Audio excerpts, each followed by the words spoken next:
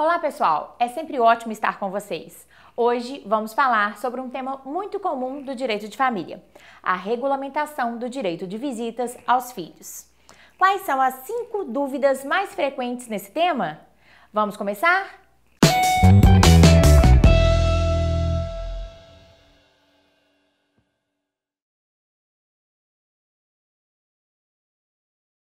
Quando os pais são divorciados ou nunca viveram juntos, mas têm filhos em comum, sempre surgem dúvidas em relação à questão da visitação dos filhos. Bem, pessoal, o direito de visitas é melhor compreendido se colocado no contexto do direito ao convívio familiar sadio entre pais e filhos e entendida a importância do afeto na formação psicológica da criança. Essa regulação das visitas poderá ser feita de forma amigável, consensual ou, quando este acordo não for possível, poderá ser determinada pelo juiz, sempre conforme o melhor interesse do menor. Bem, pessoal, para organizar didaticamente o nosso vídeo de hoje, separei 5 perguntas mais frequentes que recebo sobre o direito de visitas daquele que não mora com a criança. Vamos à primeira delas. Bruna, se a guarda for compartilhada, é preciso regulamentar as visitas? Bem, apesar de o espírito da guarda compartilhada ser o de maior flexibilidade nesse sentido, uma vez que o diálogo entre os pais é incentivado e o melhor interesse da criança deve ser o guia, é muito comum se estabelecer uma rotina de visitação que sirva de referência, pessoal. Mas é muito comum, nesses casos, aumentar o período de visitas, se for melhor para a criança em determinado momento e não ter regras tão rígidas com datas e horários. Segunda pergunta, que sempre aparece aqui. Doutora Bruna, como as visitas são regulamentadas em termos de dias e horários? Existe uma regra específica para isso? O ponto mais importante, pessoal, de todos é o seguinte: cada caso é um caso e é analisado de acordo com a sua especificidade. O melhor interesse da criança é o que deve guiar, ok? Mas é possível dar um exemplo de uma regulamentação de visitas bem comum que geralmente nós fazemos. Finais de semana.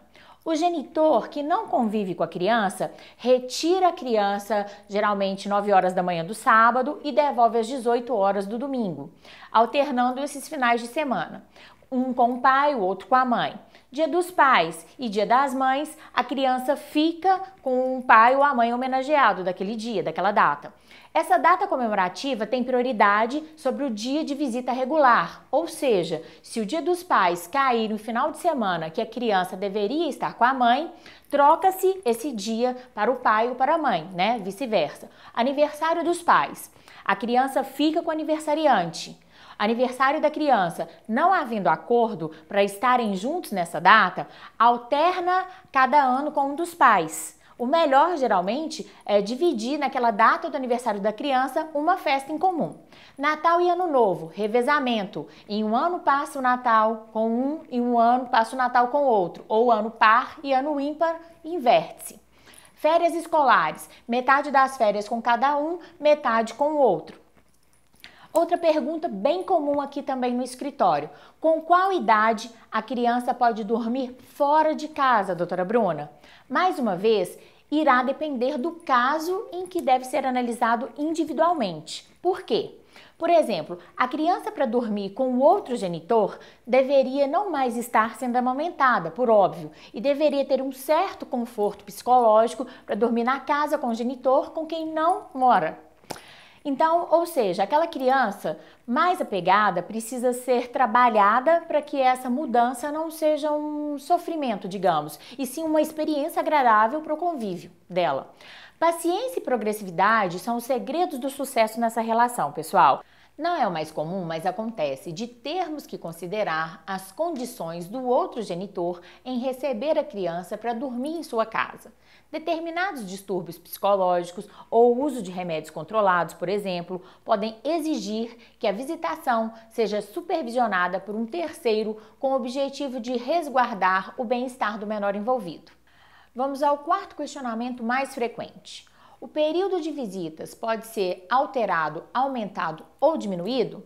Sim, pessoal, o tempo de visitas pode variar para mais ou para menos, seja por liberalidade, ou seja, acordo entre os pais, seja por determinação judicial, em uma revisão de regulamentação de visitas, de direito de visitas, por exemplo. Mais uma vez, o parâmetro será o do melhor interesse da criança, mas é muito comum que pais, com um bom diálogo, permitam que o outro genitor, que não mora com a criança, tenha a possibilidade de vê-la mais do que está regulamentado. Por exemplo, pode ser combinado que um determinado final de semana, em lugar de buscar o filho às 9 do sábado, o pai busque o filho na escola na sexta-feira e faça uma espécie de final de semana prolongado. Ou mesmo que combine um dia no meio da semana para que o menor durma na casa do outro genitor, além do fim de semana já acertado. Agora, uma última pergunta que sempre ocorre: e os imprevistos nas datas das visitas? Se estamos falando de um imprevisto mesmo, a regra é o bom senso, né, pessoal? Afinal, problemas podem ocorrer com qualquer um. A questão é quando não é um imprevisto e sim um problema real em relação à visitação causado pelo outro genitor. Por exemplo, uma mãe pode querer impedir o pai de visitar o seu filho. Neste caso, se não for possível o diálogo, existem medidas judiciais cabíveis para garantir o direito da criança conviver com ambos genitores.